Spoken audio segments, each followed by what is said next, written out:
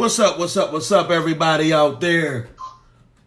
Welcome to the Dollar Hour Podcast.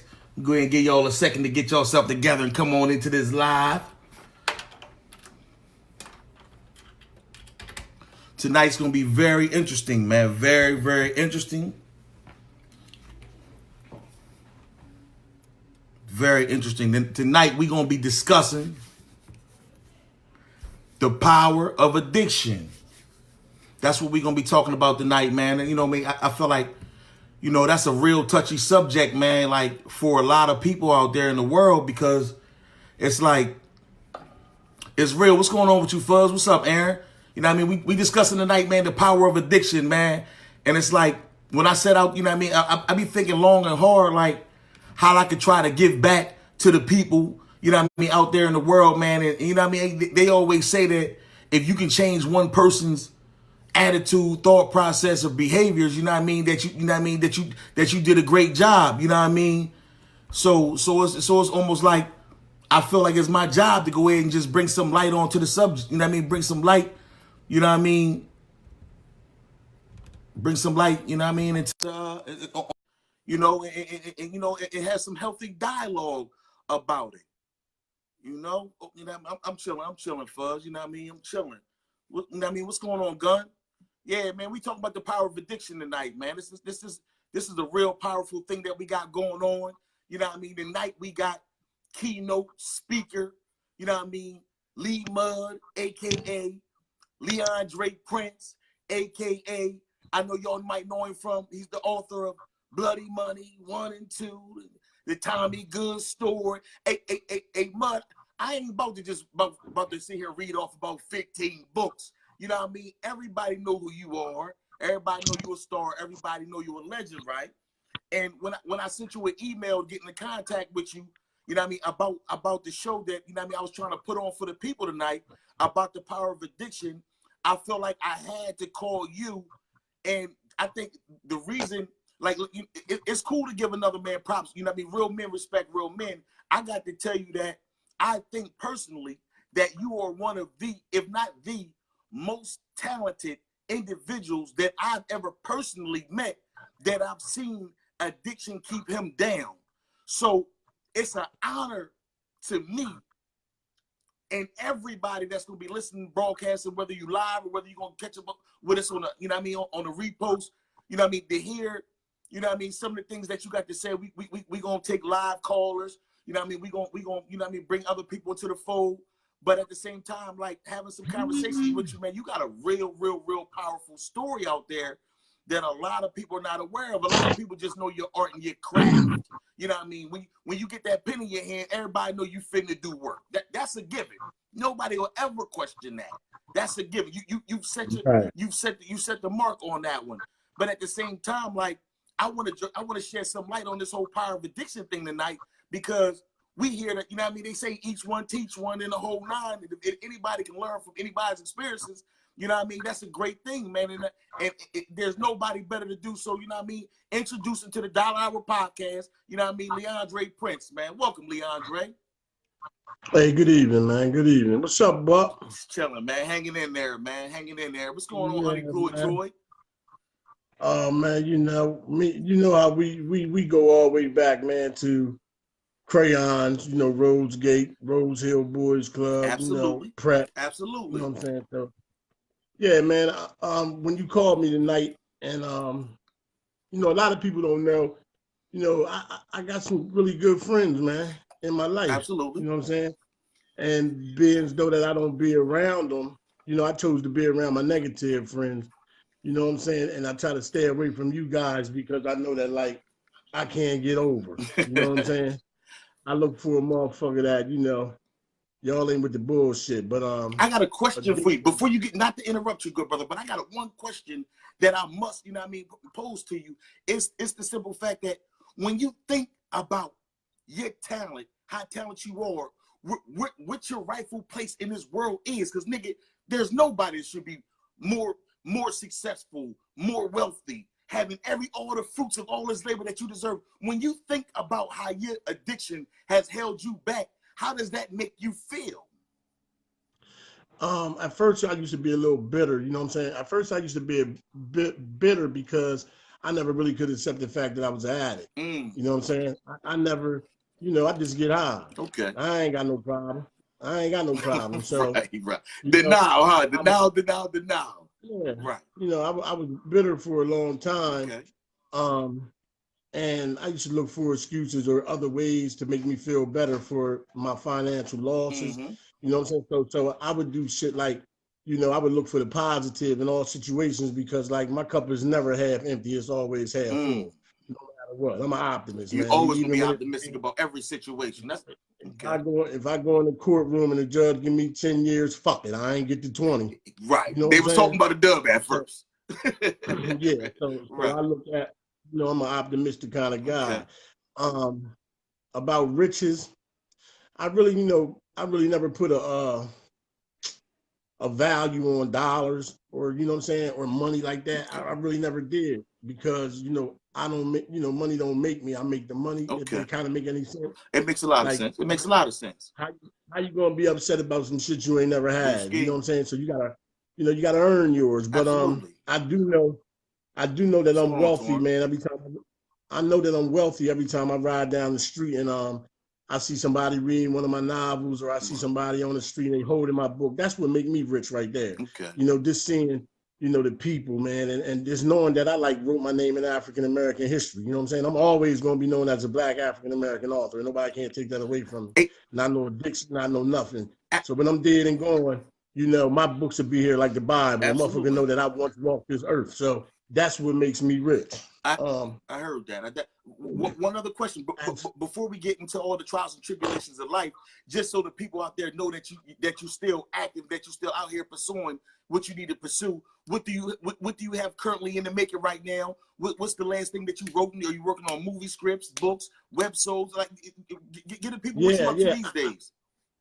I got a really big year, man, coming ahead of me, man. You know, God willing, you know, if I don't let this thing, you know, beat me again, Right. because I'm conscious of addiction all day, every day. I'm conscious of it. Okay. I live with it. You know what I'm saying? You know, it's like people live with HIV. I live with addiction, Right. and it's similar. You know, I just have to take my medication, man. So if that means, you know, going to meetings and, you know, getting a sponsor and really like, because I'm owning this shit. I'm owning it. I'm accepting it. You know, that, you know, I am powerless over my drugs. My life has become unmanageable. All that shit. You know, So all the little what are you currently working on, though, good brother?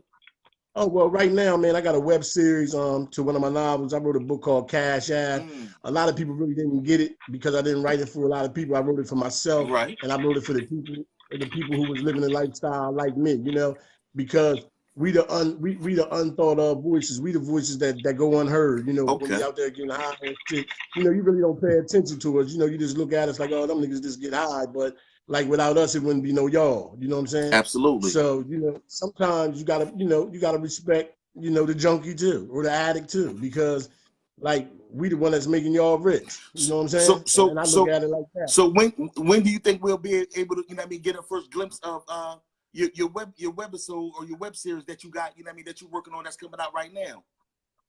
Yeah, well, we working on it real soon, man. This morning I had a meeting with Jai Times. You Okay. know, stupid shout out to Jai Times, Shout out to man, John. with the camera. Right. You know, shout out to Jai. We sat down this morning. We went over a few lines. We went over a few scenarios, and I'm hoping to be shooting maybe this weekend Mm. or the weekend Oh, so you or the just about to start following shooting weekend. now?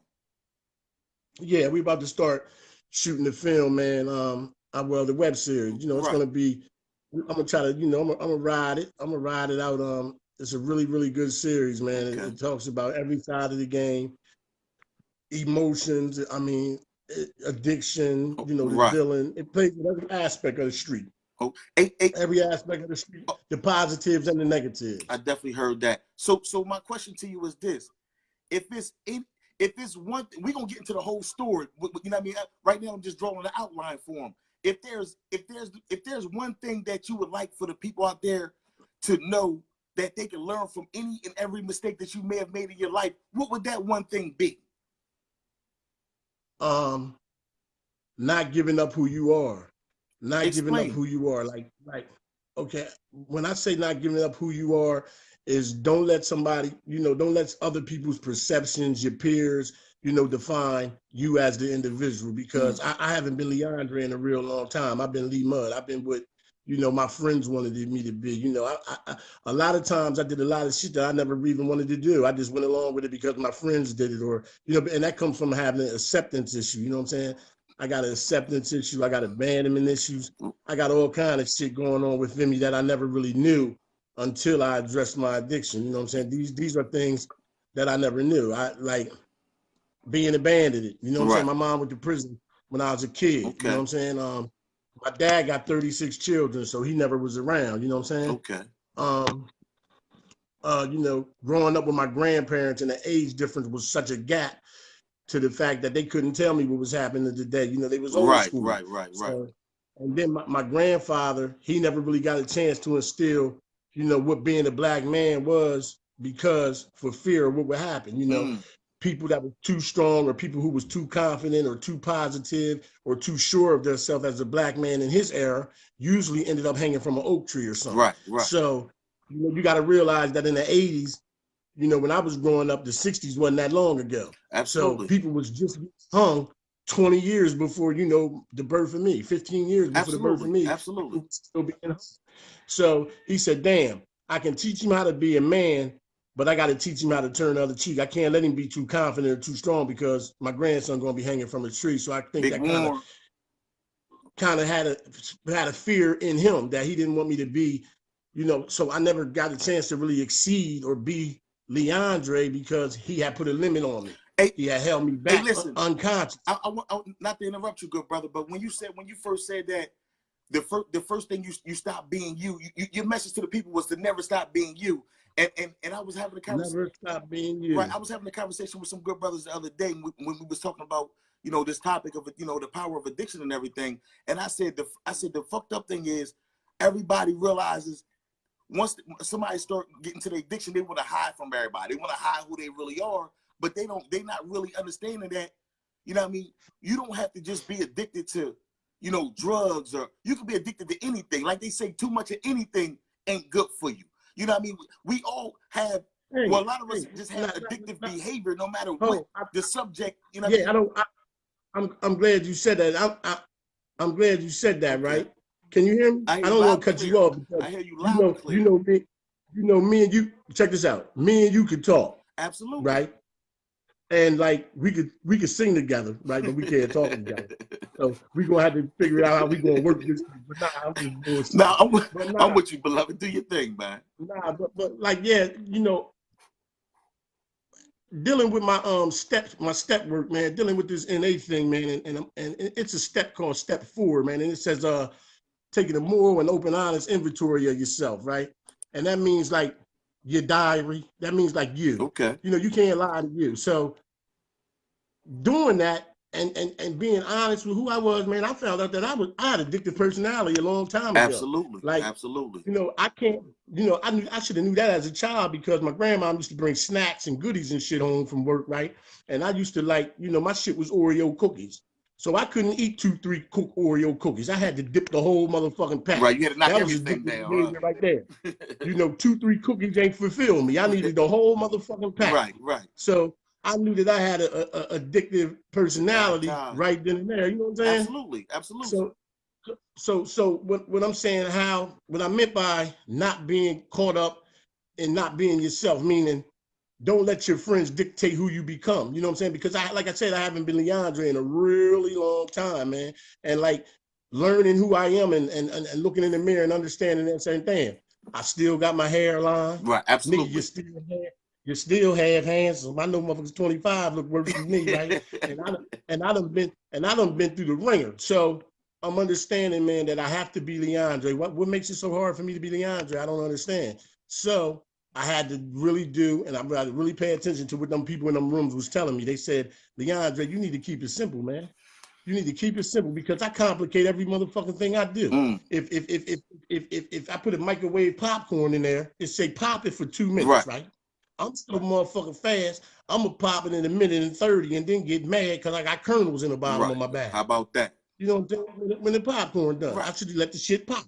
But these are the things that usually keep me complicated, man, because I always complicate shit. No matter what it is, but I always been one to like pull myself up from the bootstraps too. You know what I'm saying? Absolutely. Like I'm a fourth quarter nigga, man. Hey, I'll fail every marking period, and then in fourth marking period, I'm gonna get all A's and get assigned to the next grade. Mud, I ain't gonna fail. I got a question for you. We also have an online caller on here as well. You know what I mean? And good brother, you know what I mean? You could definitely chime in anytime you want and join the conversation. You know what I mean? You definitely live on air. But my question to you is this. You know what I mean? Okay, when a person first get caught up into, you know what I mean? What's up, Gerald?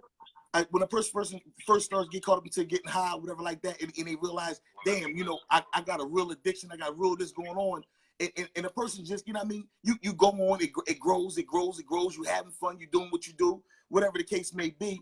Like, can you give me an experience that happened in your life personally, what made you say, it's time to rethink things? This thing done got out of control. What kind of triggers, you know what I mean, that spark in a person's life to make them say, you know what? Even though I didn't realize that 4 or 5 years just went by, 10 years just went by of me getting high and everybody looking at me crazy and me knowing that I haven't been living up to my potential or doing what I had to do. But this thing just happened last weekend or this weekend. And man, I'm about to turn myself into rehab because I got to do something about this. Can you give us one of those experiences that happened in your life? Because you've been all around the world. And I know you got an experience for us. That, you know what I mean? You know, because your experience, another person can say, damn, yo, I had that same thought process after that happened to me. You know what it was for me this time? You know what it was for me this time? But I would like for me this time, okay, for me this time, right? Like for anybody that know me, man, I've been in and out of prison. I've been in and out of prison for a real, real long time. Like I got like 20 years behind bars. Okay. So, well, what it was for me this time was I just did 3 years in New Jersey. Okay, I'm with you. Can you hear me? I'm with you. You had lagged out, but we here for you, beloved. Keep going. All right. Check this out. I had did 3 years in New Jersey, right? And I knew I had this shit down pat. I went back to work. I put the pen to the paper. I started getting creative again. I took all my tests, you know what I'm saying? Right. I ain't got hepatitis C. I ain't got HIV. Right. I'm healthy. I ain't got no cancer. You know what I mean? God gave me my creativity back. Right. I started writing, and I knew I had this thing beat. I nicked this thing in the bud, and I did 3 years drug-free. Like I was in jail. I ain't taking no kind of medication. Right. I ain't smoking no weed. You know, because all that shit's in jail too. I mean, you know what I'm saying? The bad part about it, they don't look at it like that. They cut you off, but they don't look at it as getting high. But you keep lining up twice a day for them drugs that'll knock an elephant on their back. Nigga, you still getting high just because you in jail. You ain't got the line up for that shit. And all that, I'm standing in a line to get these pills to sell them. You can't keep telling that lie to yourself. Yeah, but look, like it's narcotics in prison too. You know what I'm saying? So it wasn't enough for me to get a bag of dope if that's what I wanted. Right. You know what I'm saying? But I really thought that I had it, man. And I did 3 years and I came home, right? I came home August 28th this year. And around late September, I found myself back, hustling and back, dibbling and dabbling, man. Right. As soon as I dibbled and dabbled, I knew that it was time to you can't deal with nothing. So that was a one time for me because I seen how fast it could. I see how fast it could have went left. You know what? That's one way to look at it, right? But I know that there was, because I don't feel like for all that you've been through in your life, I don't feel like that right there was as impactful as it could have been because we're trying to teach at the same time while we out here doing this thing. Check this out. Look, it's a whole host of shit. Like I knew it was a time to change when I was in Philly, living in abandoned cribs and shit. I'm living in abandoned houses and shit like that. With this running water, no electric, you know what I'm saying? Shit like that, candles, all that kind of shit. Right. Not me. I never thought that I would be in a position where as though, you know what I mean, that I ended up shooting dope or none of that shit. You feel me? Right. I ain't never think no shit like that. I always had sniffed dope, you know what I'm saying? And then for like the last 6 months of my last run, I had experience getting caught up, fucking around, intravenously with them needles and shit. Fucking around. So I got caught up. I got caught up in that for about 6 months. Like I said, it ain't no shame in my game. Because I really don't give a fuck how the person think or feel or view me. And you're grown ass man. You shouldn't. Yeah. Yeah, and if I want to get motherfucking high, then that's what the fuck I wanted to do at that time. Okay. But I'm understanding that you know, it's insidious. The disease is insidious, meaning it's more harmful than it seems evident. Like you don't understand what you're really doing to yourself until you look up and then people like you know, you my peer, you buying homes, you married, you sending kids to college and shit like that. And my kids, you know, I ain't really been around them. And my shit is, it's like, I look back and 10 years seem like yesterday. You know what I'm saying? It do. To me, No, it do to me too. Shit. Yeah, but I have not had no productivity. You know what I'm saying? I had glimmers. You know, I'm like the seasons. You know what I'm saying? I spring and I fall. I spring and I fall. And, you know, I'm like the I seasons. never heard it put like that before, Mud. Yeah, that's what I do. And I had became so accustomed to being able to bounce back. Like, because I don't never have no fear of losing everything, because I know that I can get it the fuck back. All I got to do is say, yo, get it back. Okay, so this is my question, you know what I mean, for like the youth out there, you know what I mean, people that just, you know, everything starts at a, you know, I'm smoking a bunch of weed, I'm popping pills and things like that. How does the disease of addiction progress before a person even realizes what has happened? Yeah, see, my disease ain't had no mercy on me. My disease ain't have no mercy. You know what I'm saying? My shit straight attacked me. You know what I'm saying? And then I found out that I'm allergic to drugs, because every time I do drugs, I break out in handcuffs. You know what I'm saying? I don't get chicken pox. I don't get a rash. I don't get chicken pox. I don't get none of that. I break straight out in handcuffs. Right in cups, every time I do drugs. Yeah, so I know that I'm allergic to them shits. Right. You know what I'm saying? So I really don't want to miss the point of what we're trying to. I just want to tell you about addiction, period. Okay, addiction let's do that. You got the floor. Do your thing. Yeah, just let me tell you about addiction, man. Addiction is progressive, right? It don't have no mercy. And like, I started out, you know, 2 for $5 Boone's Farm, getting drunk, going to school, thinking that was cute, that was cool, you know, because it was an adult thing. It was daring. You know, it made the girls look like, oh shit, they daring, they drunk, or they did, you know. It was, but I was doing it for all the wrong reasons. I wasn't doing it for me. I was doing it for the, you know, the acceptance, the acceptance. I wanted to hang out with the older guys. I always hung out with older guys. What happened was I started smoking weed. It went from weed to sniffing powder, and then it went to the love of my life. When the motherfucker put a bag of dope in my hand, I ain't never looked back. I don't want nothing else. You know what I'm saying? Right. So I understand. You know, I almost got, you know, I had about 2 years clean with about 3 days. Come on, Mud. So, come on back. Okay, you back. You was. Yeah. What I'm saying. This is what I'm saying to you. Okay. I went on like a week binge in the last 2 years of my life. I had 2 years off drugs because I was in prison, and I came home and I went hard for about a good week, and I understood that shit could go left real fast. You know what I mean? So I'm just saying, right? If anybody's out there that's dealing in drugs and they're getting high and they're using, the only thing that I can say to you, man, is like stop. Like stop, because yeah, you might say, yeah, man, that shit ain't gonna happen to me. But I was the same when I said it ain't gonna happen to me either, right? And it happened. You know what I'm saying? But I understand that my life is more than that, man. My life is way, way more than that. I was raised by 2 beautiful women. I was raised the best that I could. I mean, my mom, you know, I watched my mom go through it. So why would I have to go through it? You know, I just don't understand, you know, and I ain't go, excuse me, and I ain't gonna try to figure it out. All I'm gonna do is try to take my medicine, man. I gotta keep going to meetings. I gotta keep talking about it. I gotta stay conscious and be aware. And I gotta live 1 hour at a time. For me, it ain't 1 day at a time, man. For me, it's 1 hour at a time. Because ain't no telling what's gonna happen when I hang up from this motherfucking podcast. You know, you know what they always told me? An addict by itself is in bad company. Explain what that means. You know what I mean? Please explain what that means to the listeners. An addict by myself is in bad company simply means, right, I can talk myself and I can convince myself into doing any motherfucking thing I want. So I got to keep somebody around me. That's when times like that, that's when you call your sponsor. Right. That's when you call somebody. That's when I can pick up the phone and call you. Absolutely. And be like, Buck, yo, I'm feeling real off, Buck. I might need you to come get me. Take me for a ride. Right, just let this thing pass by. But and I hate saying that shit because it makes me sound weak. It doesn't make you sound weak, but don't ever feel like that. Nah. I'm saying, but it makes me sound weak because, like, how can I have no control over that shit? That'd be making me feel weak, but I'm understanding now, and I'm using all my avenues. That's why I ain't high right now. Right. I ain't high right now, and I'm on this podcast because I'm trying to learn how to stick to my arrangements, stick to my appointments. You told me to be here. You know, this is a big step for me. I called. Right. Yes, you know what I mean? Yes, you did, and I do I could appreciate have that. not.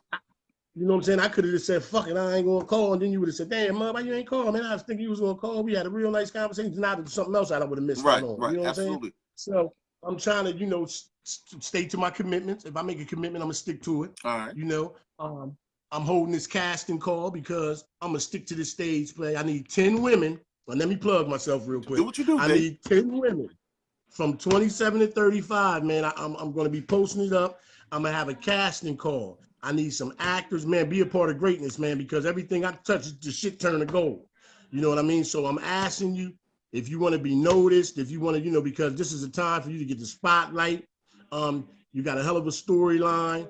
The characters, if you own this shit, you know, it's going to be people, a different kind of crowd to be around. You know, stage playwrights to be in the building. You know, movie producers to be in the building because I'm trying to take it on a 16-city tour, man. And whoever I chose will be, this is your resume. Somebody might come to me and say, damn, Leandre, well, who's that playing Lisa?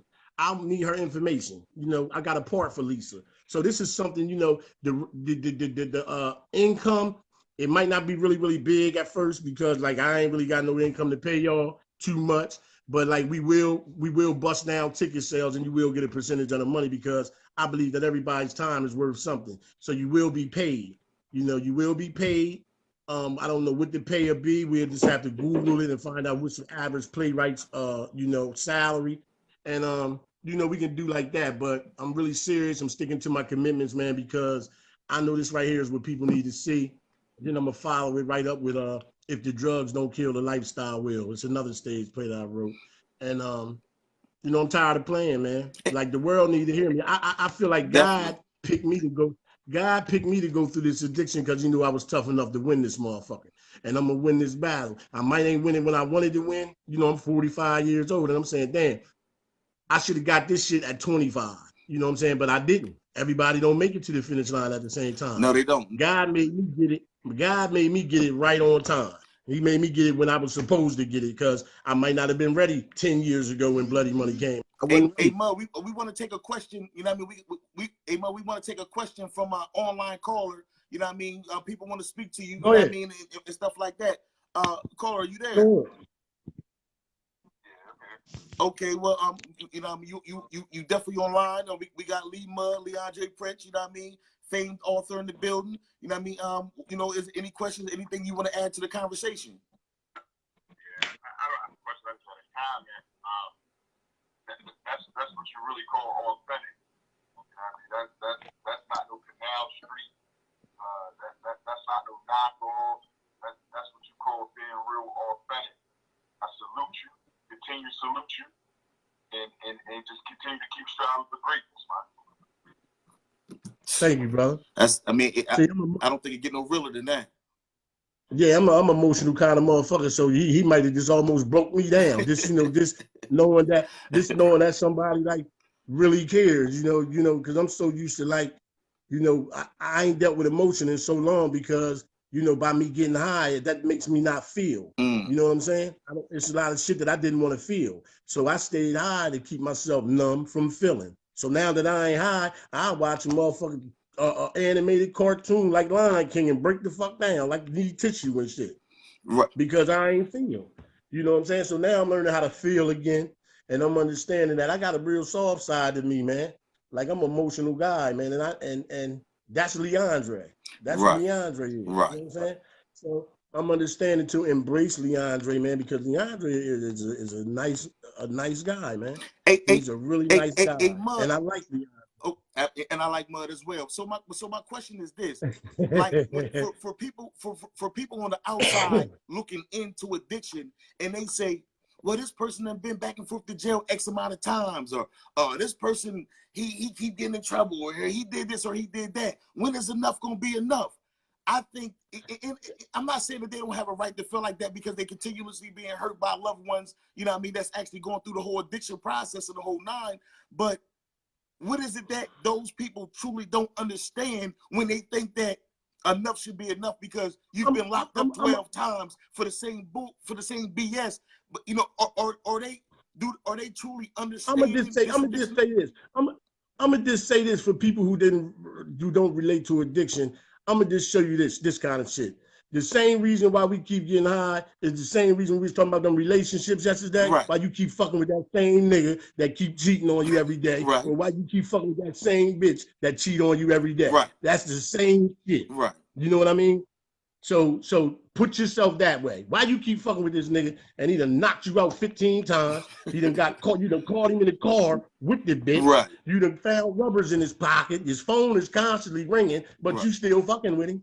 Right. Is that your drug? So bottom line, bottom line, what you're saying is, if your motherfucking backyard ain't clean, don't come at me with the BS. Is that what you're saying? What I'm saying is, man, listen. Let the first person who has not sinned throw the stone. Jesus said it the best. If you got to hold a person to that standard, I don't think that stone will ever get thrown. You hear me? It won't, because it's a lot of closet dwellers out there too now. It's a motherfucker on here right. It's a motherfucker on here right now, probably sniffing the bag as though as we speaking. Say something to that individual right now, then, Mud. Say something to him right now. Where you gonna take that bag right to the toilet? I done told him this might be the last one. Just put it that way. Because once that motherfucker go in you, you can't blow your nose and get it out. You don't know what the fuck's in there. You know, that's what I used to think about. Like, I crack it back and straight Scarface. And it been many times I done got beat. I done sniffed baby powder and all kinds of shit. That could have been fucked me up. You know what I'm saying? Yeah. But, you know, because once I did it, it was there. I blow your nose, it's still there. So that could have been a hot bag, a bad bag, fentanyl, it could have been anything. So that's just a risk in itself, doing some shit that could be ultimately your last bag of dope. You know what I'm saying? It's like this. This how crazy the disease is, right? If a motherfucker told me, yo, go pet that lion right there, it ain't nothing you could do to make me pet that lion. I'll die first, because I know that lion gonna kill me. But I got the same bag of dope, right? And it's a potential, and it's a possibility that this bag right here might kill me, right? Right, absolutely. But I won't go pet this lion. So that show you how crazy the disease is. You understand what I'm saying? Yeah.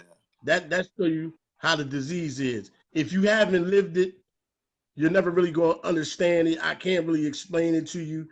All I'm saying is don't pick it up. Don't even try it. You're not going to win. You know what I'm saying? I've been dealing with this shit since I was 16 years old, man. But here go the thing. 31 years. That's 30 years, dog. 29 years. But here's how they've been roping everybody in within the last 8 years. You got the doctors just, you know what I mean, throwing prescriptions at everybody that come in, no matter what you sick from. You getting addicted before the motherfucking pack went through, and then at the same time, ain't nobody got time to keep spending $25 on a perk 30 when a bag of dope is $11 up Philly for 13 bags in a bundle. Like, what the fuck? When KRS One said what can you get for 63 cents, he should have told niggas what it really was. Yeah. See, what I'm saying to you is this, right? They don't want to cure it. They don't. They want to cure it. It never stops, and it's never a drought. You know, because it's the money. Listen, it's money is being made in the addiction field. They cracking open rehabs every day. Every time you turn on the TV, it's called 1-800-addiction hotline. Do you got somebody on heroin? This, that. But see, when it was fucking up the black community, it really was going unheard of. When Tashana and Tawana and Leroy and them was dying, it was just, they just dying. But now Miss Goldstein done died, and the judge's nephews and the judge's daughters and shit.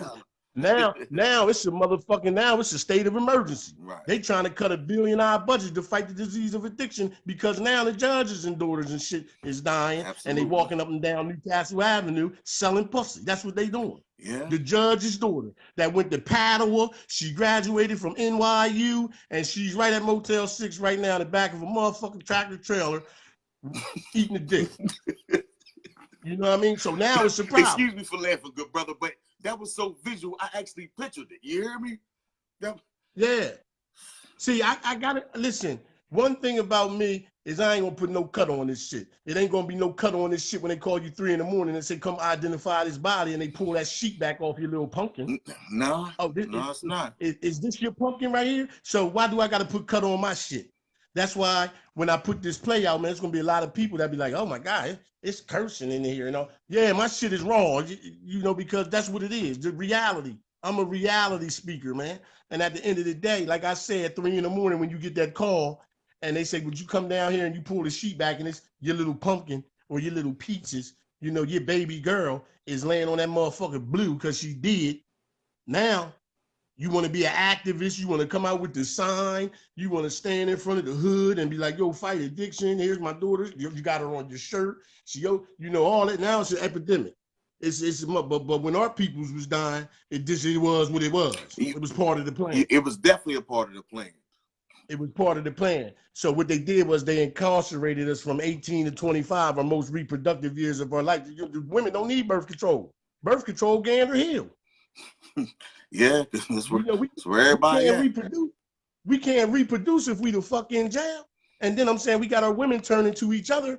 And I'm saying, like we were saying before, you know, it's so bad now. Women are willing to share a man because it ain't enough good niggas out there. Either the niggas is fucked up on drugs, or now the women they messing with the waiter at Applebee's now. They don't give a fuck about the drug dealer no more. They just want somebody to come home to them, and then they know they gonna leave. I need a motherfucker that's gonna come home with the tips. Babe, did you get some tips tonight? I'll take the tips. You know, they fuck the drug dealer. Right. You know, she want the motherfucker that work at Applebee's, you know, hosting and busting tables. Right. Because guess what? He'll be home at 11 o'clock. So my question, she ain't gotta worry about global tail link. We gotta collect call from DeAndre again. You know, she ain't, you know, my baby coming home, he gonna be in his bed, and guess what? I'm gonna cook for him and all that. Well, they don't care if he hanging off the back. Well, check this out. Goddamn garbage stuff. As long as he's doing something. A text message just came in, and the question has been presented to ask you, what do you feel like can actually curb, you know what I mean, the opioid addiction that's taking place, you know what I mean, in America?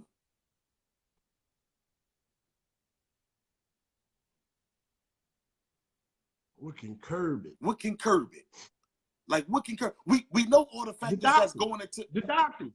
See, it's gonna have to start. It's like you said, it's gonna have to start at the doctors. That's where it's gonna start, at the doctor's office. Instead of prescribing a motherfucker with a perk 5, you need to give him a strong ass buffering. But at the same time, give him an 800 milligram Motrin. Right. You can't, because once you start distributing them narcotics, that's what you're doing. You opening the gates. You opening the doors. But at the same time, being as though we know that they're not going to pull back, because at the same time, the government likes to make all the money, it's something else that can be done by the people. You know what I mean? Because the doctors ain't holding back. It's too much money being made from them. And they don't care about us. So what can we do? We as a people, when they try to prescribe you that shit, you got to say, you ain't got no, can you prescribe me anything other than narcotic? Give me something different. I don't want a narcotic. It got to start home. You know, if I get in an accident and they say, here, we gonna give you these perk 30s, why I can't say, nah, don't give me a perk 30. Do you got, is it anything that's similar to that without the narcotic in it? I'm quite sure that they got it. They do got it. Right. But you know, they throw the narcotic on you because they know you're gonna come codependent on that motherfucker. You know, when the script run out and now you got diarrhea and your stomach is hurting and you know you balled up in the bed and you got the sweats and you feeling like you got the flu, you need to go get that refill. Absolutely. And then if you ain't got insurance, they're gonna charge you damn near $25 a pill to get the motherfucking script. Your script gonna be all fucked up. Now, you know what I'm saying? So that's the way that we can curb it. We can curb it because it starts there.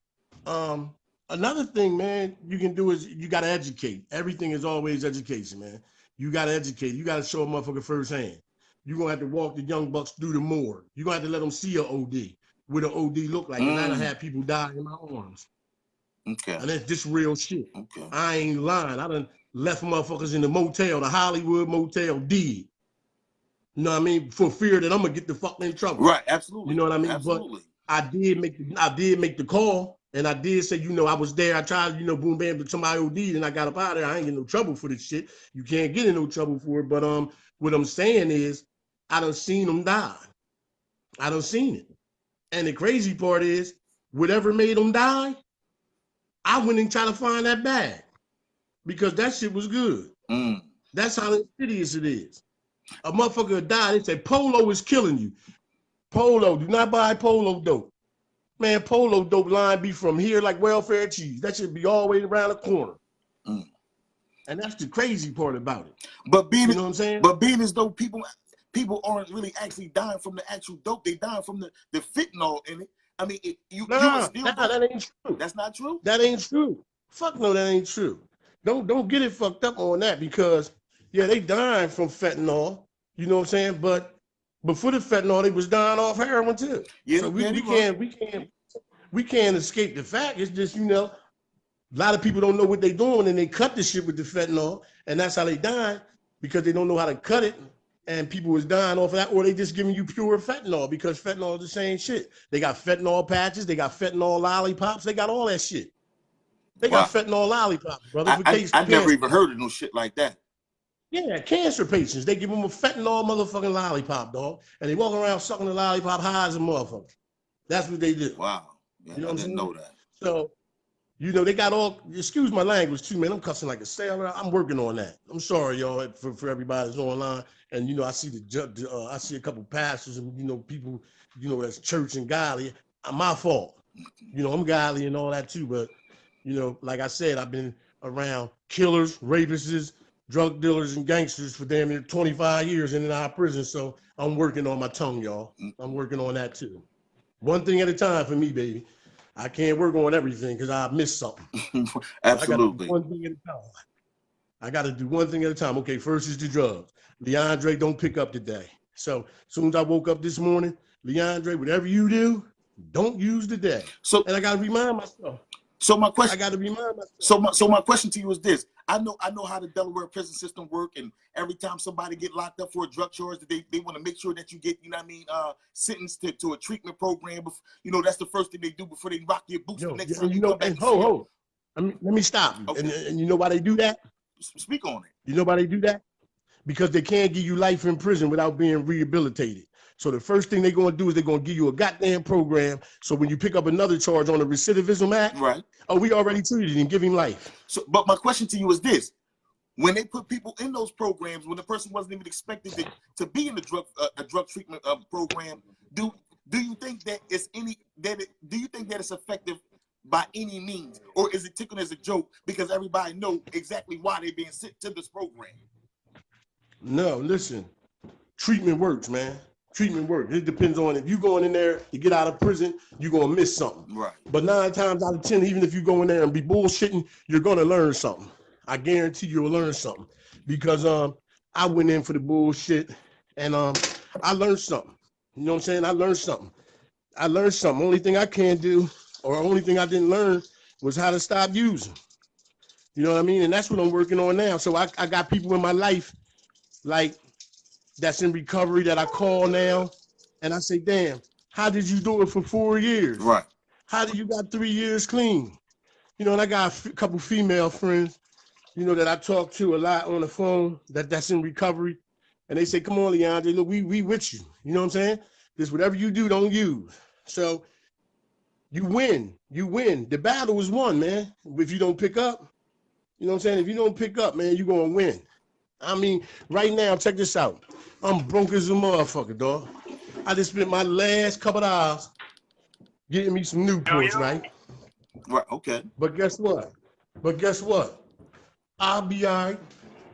Because I get a little paycheck Friday for moving some snow out to Christiana Hospital the other night. So I ain't got no problem with doing a little bit of work today. Hey, listen, we got another caller right now for you, Mud.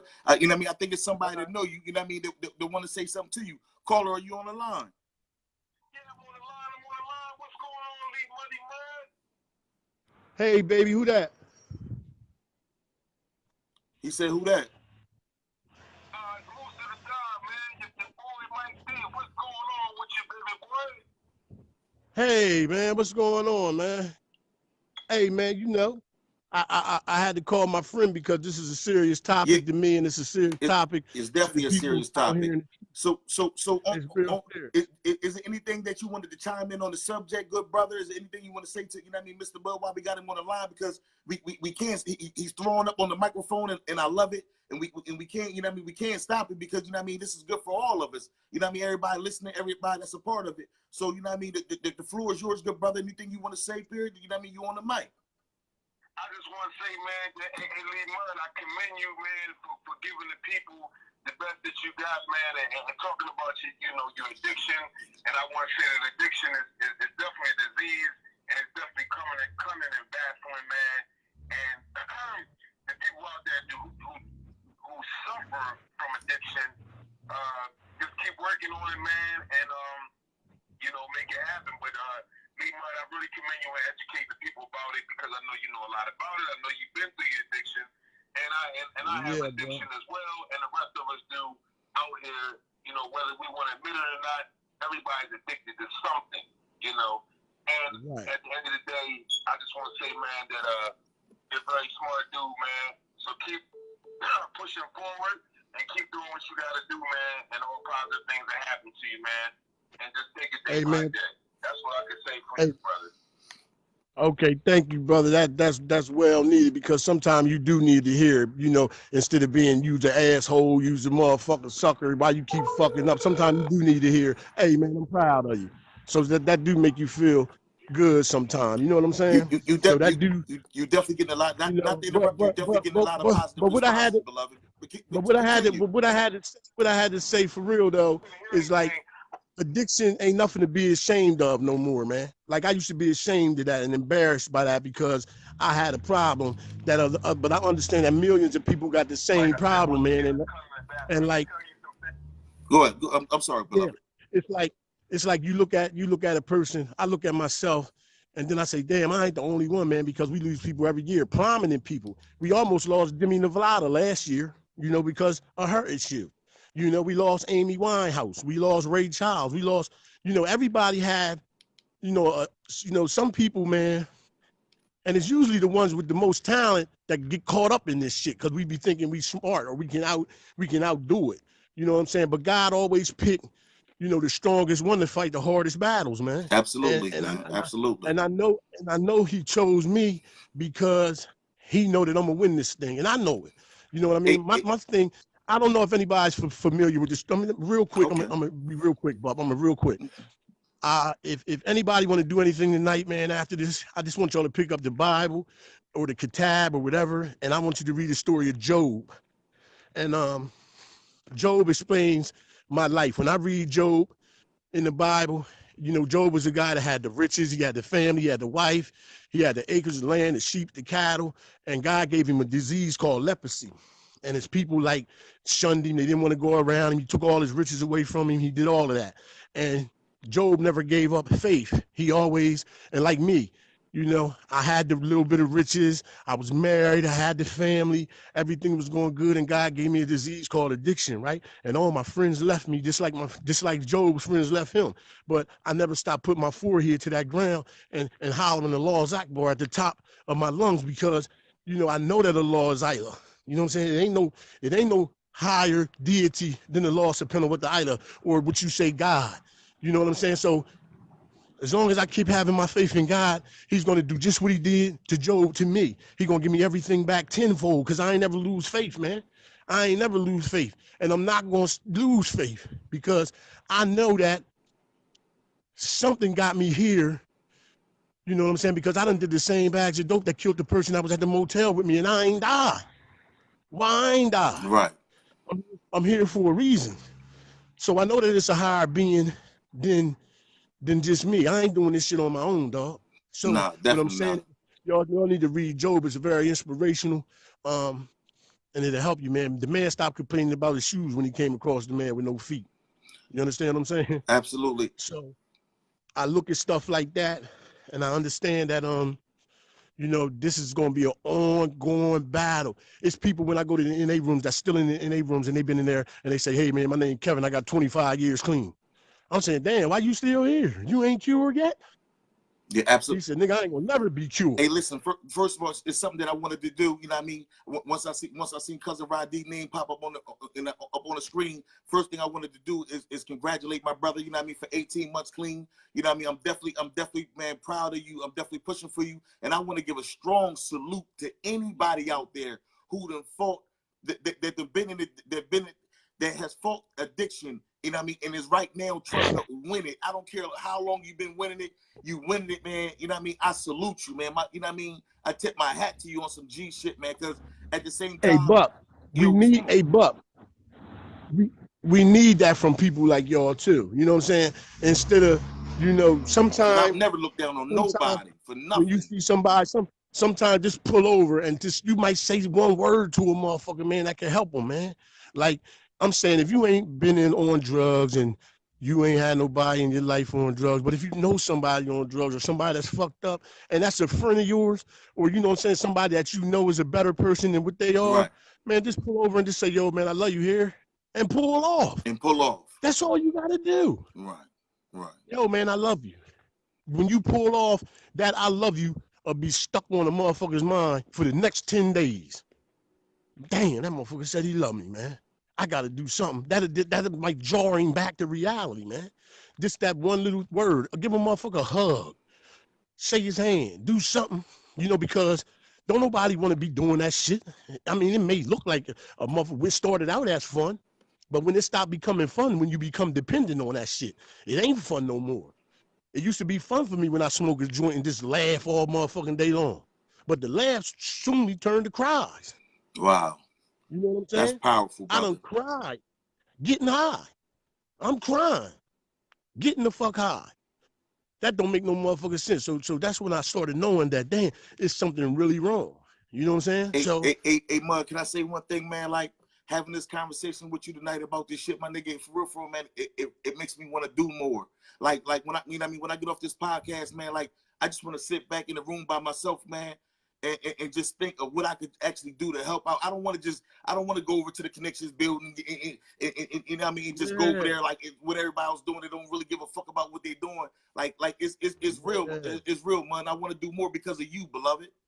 And because thank you. And because a lot of other good brothers I know that's going through just fighting the same fight, you know what I mean, that are way better people, you know what I mean, than the world perceives them as, man. You know what I mean? Something really has to be done, man. And listen. Something definitely has to be done. Something definitely has to be done, man. So what I'm saying, Appreciate is, that too, what I'm Art. saying, I'm with you. yeah, I'm with you. what I'm Not saying, to cut you off. yeah, no, you didn't. But what I'm saying is, for it also, you know, you can't extend your hand to everybody either. Sometimes people sometimes you just gotta let people run their course first too, because you know our dope fiend ways and our dope fiend mentality, right? A lot of people can use that. You feel me? A lot of us will use that if we ain't in that point of our addiction yet. You know, if we don't think that we at rock bottom yet, and you come to give me a couple of dollars, I can use that. You know, I'm gonna take that and I'm gonna go get high. So I got a question for you. Every time somebody start getting high, people always say, well, you can tell them to stop all you want. They're not going to stop until they hit rock bottom. How do you feel about it? Is that myth even correct? Does a motherfucker have to hit rock bottom for them to realize I shouldn't do this? Or once you hit rock bottom, motherfucker might stay there for 20, 30, 40, 50 years. Listen, everybody's rock bottom ain't the same. You know what I'm saying? See, my rock bottom was under the rock bottom. You feel me? Right. That's where my shit was at. How about that? The rock was on top of me. You know what I'm saying? The rock was on top of me. It wasn't showing no mercy. I'm telling you, this motherfucker wasn't showing no mercy. I done said uncle and everything. You remember how motherfucker put you in heat? He ain't let up. Say uncle. He ain't let up. I done said uncle. I quit. I tapped out 1,000 times.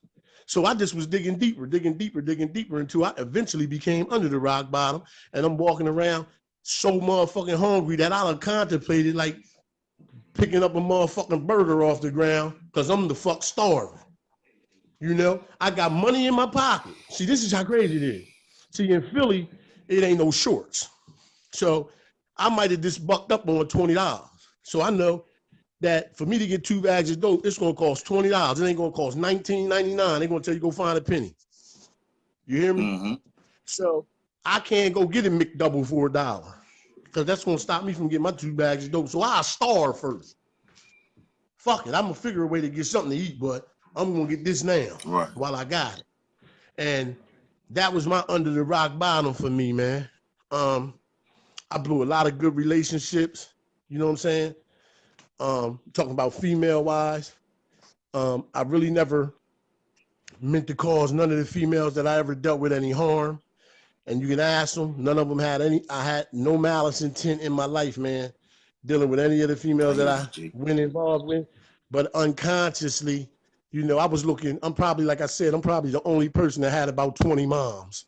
because I was looking for a mom, you know, a motherfucker to take care of me. So unconsciously, that became, I became a womanizer to a point. You know what I mean? Because I know how to use women. I like to think that I'm half-ass handsome. I'm smart enough to hold a decent conversation. I can kind of like talk to them, and you know, and they used to say, "Damn, you're a good man. You don't cheat. You don't do nothing. You fucking with a bitch that I can't put my hands on her. I can't beat her up. I can't do nothing because your bitch is heroin." You know what I'm saying? So they was fighting a battle they couldn't win. I remember it was one time, had a beautiful girl. I'm gonna say her name, but this was my baby. I was with her for about 2 years. And I'm talking about I put her through so much stress, it was messing her menstrual cycles up. She wasn't coming on her periods right. She was losing hair. She was getting gray hair. She was going crazy, coming down the projects 2, 3 in the morning with her robe on, like y'all seen DeAndre. I'm running from her. I ain't out here. I'm doing all kind of shit, right? And she gave me an ultimatum, and I really cared about her. And she said, "Yo, it's either me or the drugs." And I bowed out gracefully. I packed my shit. And that shit crushed her because she's saying, "Damn, I'm this good of a motherfucker. I work every day. I love this motherfucker. I do everything that he want me to do sexually. You know what I mean? I take care of him. I feed this motherfucker." And this nigga said he gonna pack his shit. So I know that did a lot to her ego, and probably did a lot to her as a woman. Like, damn, what the fuck? This nigga chose drugs over me? Like, I must not be shit. You know what I mean? Yeah. So later on in life, I had to see her and tell her that, "Yo, look, there's nothing wrong with you. You gonna make a motherfucker a happy ass man." You know what I mean? I'm telling you, because I was a happy man, but I just was a miserable person. You know what You I'm was saying? a happy man and a miserable person at the same damn time. Yeah, I was a dressed up garbage can. You know what I'm saying? No matter how much Gucci and Louis Vuitton a nigga had on, right? I was still Oscar the Grouch. You know, Oscar on Sesame Street. You remember how he Absolutely. used to jump? Absolutely. He'd jump up out the trash can with a 3-piece suit on, but a piece of lettuce be sticking out his collar. You know what I'm saying?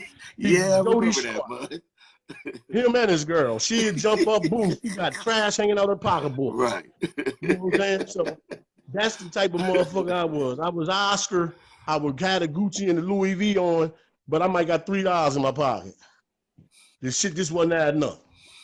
So I look at it and I say, man, to anybody that's out there in their addiction or anybody that's using and abusing, I'm just saying, man, be careful, be safe, like think, like stop, like, you know, I done had people die. I got one of my favorite cousins, man. She's laying in the Christiana hospital right now, paralyzed from the neck down as a result of her addiction because she got an abscess.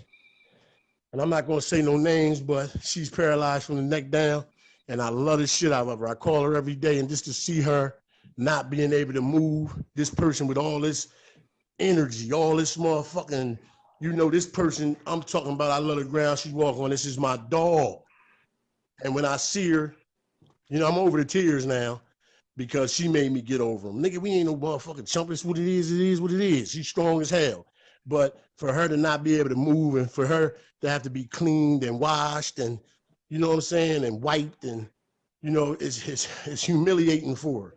Hands and shit all on her and, you know what I'm saying, and they wiping her and all that shit. I know that feels horrible for her.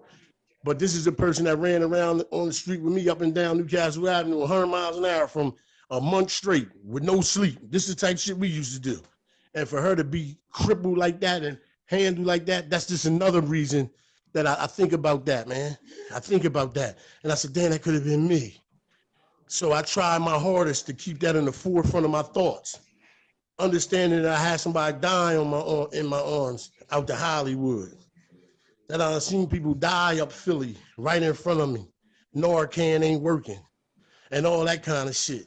So I think about all that and just count my blessings, man, that I'm still fucking here, man.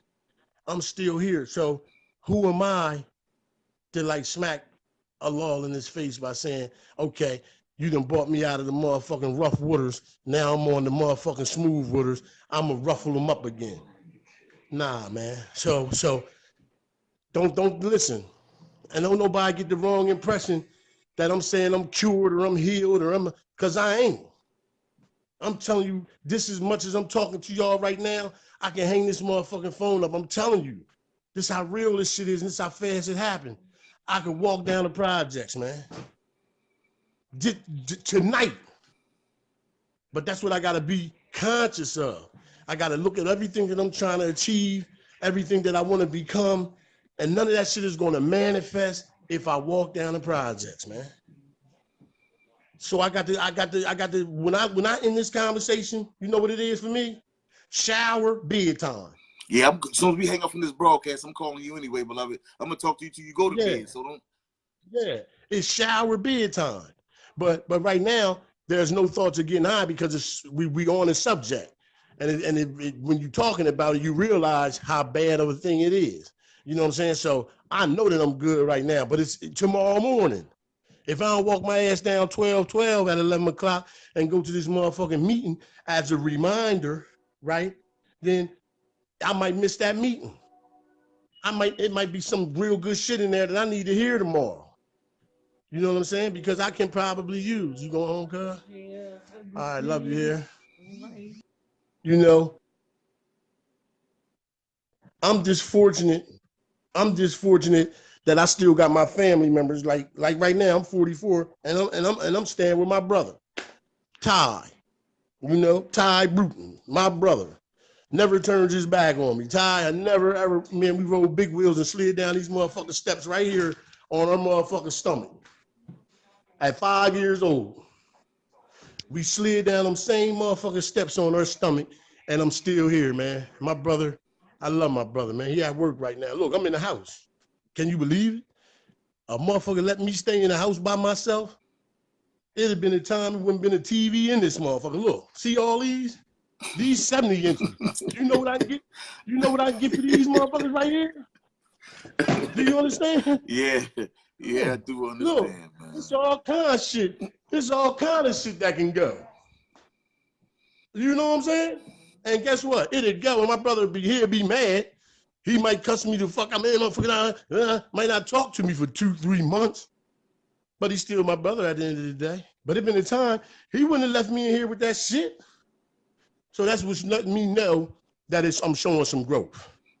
Absolutely. I'm showing some growth because I'm here by my motherfucking self. I can go up to the motherfucking room. I'm all walking through the crib. It been a time when I was in my full-blown addiction that I couldn't do this because ain't nobody trust me because everybody was a victim. Once I put that shit in my motherfucking nose or in my motherfucking arm, everybody became a victim. I could put that shit on my hand and just blow it off my hand, and it won't harm nobody in the world. Thanks, GL. But if I do it this way, it harms everybody because I become somebody that I'm not. I become a monster. I become Lee motherfucking Mud, the addict of the worst kind. Get you for your last dime. We'll let's see you drop something, pick it up, and then help you look for it. That's the kind of motherfucker I am when I'm in my addiction. No, you just dropped the $100 bill. I put my foot on it, picked it up, put it in my pocket, and just said, yo, where you was at over here? You ain't dropped it over here, did you? Whole time it's in my motherfucking pocket because that's the kind of motherfucking addict that I had became. So I look at it today and I'm understanding, like I said, whatever you do, man, try not to use just for the day, man. Just for the day, try not to use, man. Hey, Mud, man, I really appreciate, you know what I mean, you coming on to the Dollar Hour podcast to tell your story, man. Like, I'm sitting here feeling some kind of way about so many things right now. Like, I can't even wait for it to be over, even though I don't want you to stop. But and what you're saying is saving lives. I'm feeling some type of way, you know, about my own behaviors and how they may have led to, you know, I just got a lot of things going through my own mind right now, Mud, on some G shit, you know what I mean? But, man, I really appreciate, man, you know what I mean? I always tell people, when people ask me why I got into the podcast and doing this, I always said that I want my story to be told. I don't want nobody standing over top of me that I don't know telling my story. Push play, you want to hear my story. So I really appreciate you coming on here and telling your story, man. Like, and it touched me and it moved me, and I knew you forever. And it's real, man. Like, I don't really know what else to say. But what I'm saying, locked into this room by myself, right? But continue, please. Well, we got a hell of a future. We got a hell of a future with each other. Absolutely. When we pull this business endeavor that we're going to work on, right? Because we're going to make this shit happen. We're going to put Delaware on the map. You know, the comeback is always better than the come up. I'm a firm believer in that. You know, I had a minor setback for a major comeback. All that slick shit. You know what I mean? All that Gucci Louis Vuitton talk, you know, that kind of shit. But just know this, it ain't over. It's not God over. got me here for a reason. So what I'm gonna do is the world need to hear this shit. Absolutely. So that's what we're gonna do. We're gonna take this play on a 16 city tour. We're gonna shoot this web series, and we're gonna get this motherfucking money. And I'm probably gonna try to open up a recovery house or something. That's what. Excuse me. That's what I want to do. I want to find one of these properties and open up a recovery house so motherfuckers ain't gotta keep going up Philly and get clean. You can get clean right here. We get us a nice house in a nice area, and get our own recovery house. You know, for brothers getting out of jail. You know what I'm saying? Get a jump start at our recovery house. You know what I'm saying? So Absolutely. these is my long-term goals, man. These are things that I want to make happen. I want to start a little nonprofit organization, and the more occupied I am, you know, is the least chance that I'm gonna get high. You feel me? Absolutely. Absolutely. It's Absolutely, man. on doing some things, you know what I mean? Like feeding the homeless and shit. Cause I done ate with the homeless. I used to look at the homeless crazy, but nah, some people really just fucked up and they really need, you know, some people really are homeless and they just can't get it right. It may it be mental that they can't get it right. Maybe they got a mental problem. Maybe they got an addiction, but I done been to places like Tent City, man. I done seen Tent City. Have you ever seen the Tent City? What you talking about? Out Arizona? What you talking about? Nah, Tent City. They got a Tent City. Up in the woods. Where it's in Seattle, Washington. Okay. Nah, it's right on off the highway. You know, in Seattle, Washington. But now they got them everywhere. You know, cardboard cities, tent cities, and shit, man. And like kids is being raised in that shit, man. New infants, newborns. You know what I'm saying? I'm like, damn, like time, dog. And you can't just say, oh man, this motherfucker healthy, this, that, because he might not be there mentally. You know what I'm saying? So it's just a lot of stuff, man, that we can be doing as a people, you know, instead of, you know, because you know what fucks me up the most, man. I'm gonna hit this real quick because this is a major issue for me. Like, I embrace my blackness, right? I'm proud to be black. I wouldn't have wanted to be no other nationality. And I'm saying, when I say that, I don't say that as I'm being a racist or none of that, because other nationalities can say, I got Italian pride, I got white pride, I got this kind of pride, and it's not an issue. But if I say I got black pride, it's like I'm starting to beef for something. Why I can't be happy to be me? You know what I'm saying? So this is what I'm saying. Everybody in the motherfucking world want to be like us. And we see each other and turn our nose up at one another, dog. That shit fucks me up. We gotta kill that. We gotta kill that Willie Lynch theory and all that shit. Because I used to be in prison, right? And I watch a Spanish boy come on a tier, a Poppy. He'd come in that motherfucker and he'd be like, Beneke, oh, yo, Poppy, everybody give him by everything. the end of the night, this nigga eating. He got soup, he got soaps, he got deodorant, he got socks, he got a comb, he got a toothbrush. And a black motherfucker come in there and we huddle up and look at his sneaks first. Look at this nigga shit all ran over. This nigga ain't got no hair. You ain't. Yo, I got some toothpaste in there. You know, I got this. We don't.